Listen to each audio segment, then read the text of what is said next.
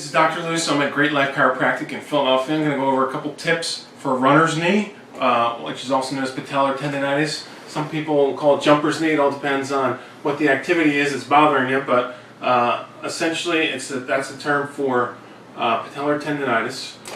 The patellar tendon runs from the kneecap down to the shin.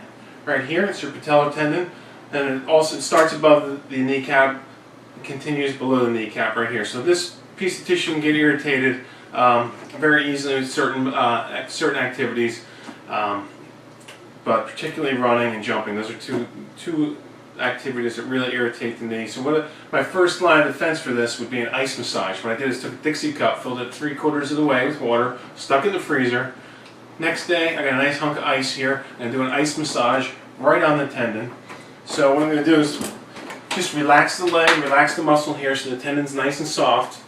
Take that ice and just run it straight across. So I'm going in a horizontal motion right across the tendon, just trying to get between the fibers of the tissue and break up any kind of inflammation, any kind of scar tissue that might be starting to form in there. So with an ice massage, it's a much more intense therapy than just putting an ice pack on it. So we're not talking about 15 minutes of ice massage. We can do this in 90 seconds. We do 90 seconds right there below the kneecap, and then 90 seconds above the kneecap going horizontal, same thing here. Just like that, 90 seconds. Do that a couple times below for 90 seconds again, another 90 seconds above. That's going to help. Ice is never a problem. Whenever you have an injury of any sort, be it chronic or acute, ice is almost never the wrong thing to do. So the ice massage on that patellar tendon is one of the most effective, easiest things to do when you have this injury flare-up, this patellar tendonitis, jumper's knee, runner's knee. So that's step one. I'm going to move on to a hamstring stretch. Hey, this is Dr. Loos. I'm from Great Life Chiropractic in Philadelphia. Going over a couple stretches and techniques to take care of and avoid and prevent runner's knee, which is patellar tendonitis. Patellar tendon holds that kneecap in place, and sometimes you get irritated above or below the kneecap. That's something we want to avoid. It's a common injury for basketball players. People jump a lot.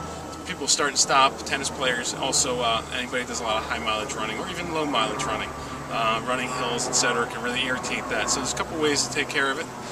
One of the most important things to do is keep the hamstring flexible. Hamstring is your muscle that runs from top of your thigh here down past the knee. And what it does is it slows down the lower leg as you take a full stride out here. So it pulls that lower leg back, prevents you from hyperextending every time you stride. The problem is if your hamstrings are too tight, you tend to shorten your stride. And when you shorten your stride, instead of landing on your leg here in a nice strong position, you'll land a little bit shorter and put a little more pressure on the kneecap. So that's usually very, very important for anyone who has runner's knee, is hamstring flexibility. Almost every patient who's ever come into my office and said they had pain in the front of the knee, I've checked their hamstring is almost always deficient. I can't actually remember one patient who didn't have hamstring deficiency with this injury. So, real simple. What we're going to do is use a step to stretch the hamstring. I'm going to put my heel up on the step, first, second step, depends on your flexibility, depends on how tall you are. What we want to do is isolate the middle of the muscle. So if we straighten the leg all the way out and lean forward and touch your toe, like they taught you in second grade gym class, all you're going to feel is burning behind the knee. That's not stretching. So what I like to do is just bend the knee to a point where I feel the stretch right in the middle of the leg, right in the middle of the hamstring, then drop my sternum, my breastbone right down towards the kneecap, just like that. So when I stretch that way, I feel it right in the middle of the hamstring, right in the meat of the leg, not in the tendon behind the knee or down into the calf. What I like to do is take a nice deep breath and exhale. As I exhale, drop a little further into the stretch. I'm not concerned with touching my toes or anything like that. That's not important in the stretch. I don't know what that is. That's just bad form. Touching your toes, that has nothing to do with hamstring flexibility. Another exhale, and we're stretching a little further into that. What I like to do is 5 deep, easy breaths. Exhale, on every exhale, go a little further into the stretch. Again, we're trying to concentrate and work on the middle of the hamstring. So I don't want to feel it up in my hip here. I don't want to feel it back behind the knee or in the calf. I want to feel the stretch right in the middle of the leg. So manipulate that angle of the knee, drop the sternum, drop the chest, right to the kneecap that we're working on. As you exhale, go a little further into stretch. 5 deep, easy breaths. 5 times you go a little further into your stretch. You want to be warmed up before we start this kind of stretch, but it's a vitally important stretch to anyone who has back pain, anyone who has, and any kind of athlete, runner, jumper, power lifter. Everybody needs good strong hamstrings, good flexibility in your hamstrings. That's it for now, and I'll catch you next time. I've gone over some ice massage and a hamstring stretch. Now I'm going to go over a quadricep stretch. Quadricep is the muscle, starts up in the hip here, ends right there at the top of the kneecap. A lot of doctors and physical therapists will tell you that's what the cause of patellar tendonitis is. I don't agree because almost no one has tight quadriceps. Most people have tight hamstrings. Probably 90% of the patients I see have tight hamstrings. The first thing I see when I see a patient with patellar tendonitis, first thing I do is check their hamstring flexibility, and almost every time they have hamstring deficiency. Almost never do they have quad deficiency, but I'm going to go over the stretch anyway. It's not going to hurt to stretch the quad.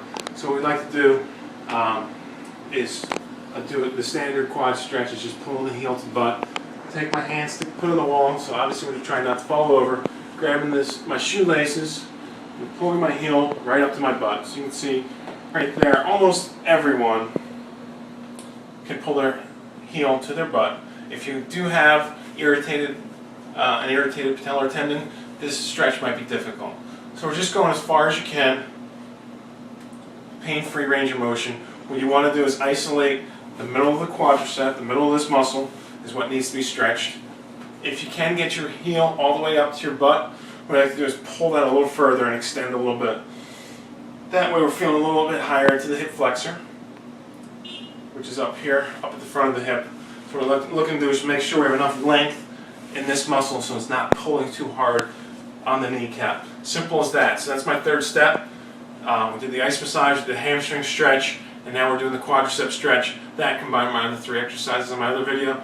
This will help you with the patellar tendonitis. Ice is always a good thing. Any injury, ice always helps, be it with the ice massage or 20 minutes wrapped up, ice around the knee.